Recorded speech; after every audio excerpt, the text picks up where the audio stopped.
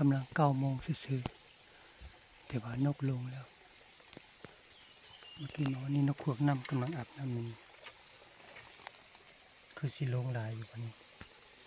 หลังจากก้อนหินบ่อนอาบเนี่ยบ่อนลงอาบน้ำเนี่ยคือสิลงหลายอยู่วันนี้หรือร่มก็มี2 บ่อนเนาะเมื่อกี้ขึ้นมามี2 บ่อนบ่อนที่2ก็ลงหลายแต่ว่าจะเข้าไปทางเหนือก่อนเนาะก็ไปทางหัวห้วยบางก่อนถ้าบ่มีบ่อนลงแล้วก็สิกลับมาให้เป็นอยู่นี่บ่อน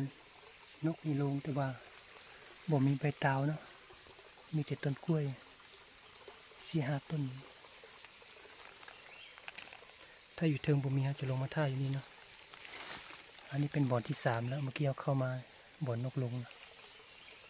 มื้อนี้เอาเข้าตามห้วยใหญ่เนาะ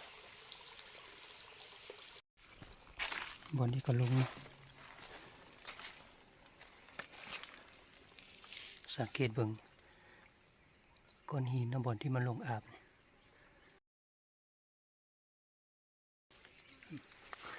ลงจนคนตกอยู่นี่นะคน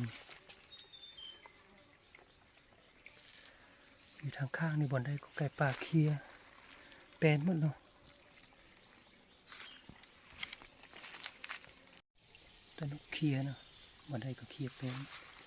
เฮาสังเกตแนวใดบ่อนนกลงเนาะนี่คือแบบนี้คนนกอูฐนี่มันจะบ่อนที่มันลงนะ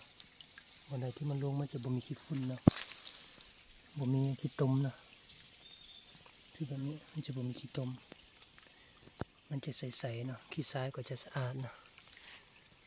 นกอูฐลงจากคนตกนี่นะซุ้มของเฮาทางในจะเป็นแบบนี้เนาะผ่านมาบ่เคยถ่ายให้เบิ่งเนาะอันนี้คือประตูทางออกเนาะทั้งหมดอยู่ทางในเรียบคือแบบนี้เนาะอันนี้มันเปิดไฟเนาะถ้าเอาปิดไฟก็จะประมาณนี้เบิ่งบ่เห็นหยังเลยเนาะเป็นหูนะหูน้อยๆโอเคมืดเลย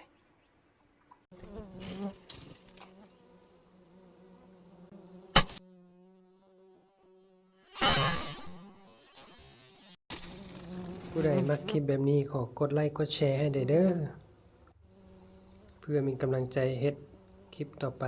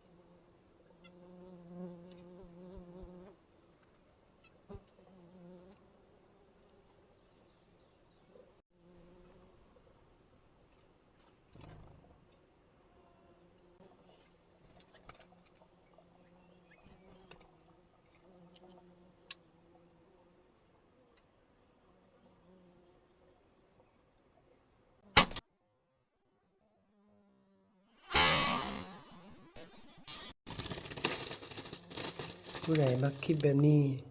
อย่าลืมกดไลค์กดแชร์แล้วก็กดใจให้เด้อ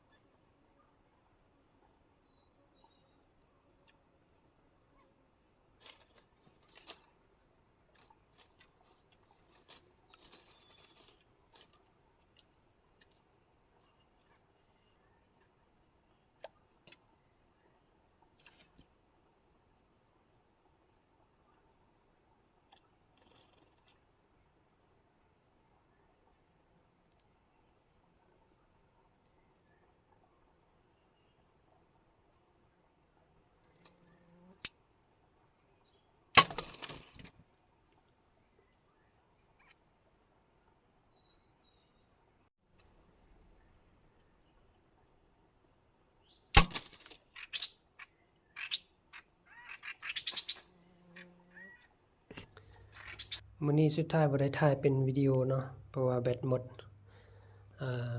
ออกมาถ่ายรูปได้ 2-3 รูปแล้วก็เข้าไปถ่าต่อได้อีก 2-3 ตัวเนาะได้ตัวหนึ่งนกใหญ่โอเคอาทิตย์จะมานี่พบกันใหม่เด้อ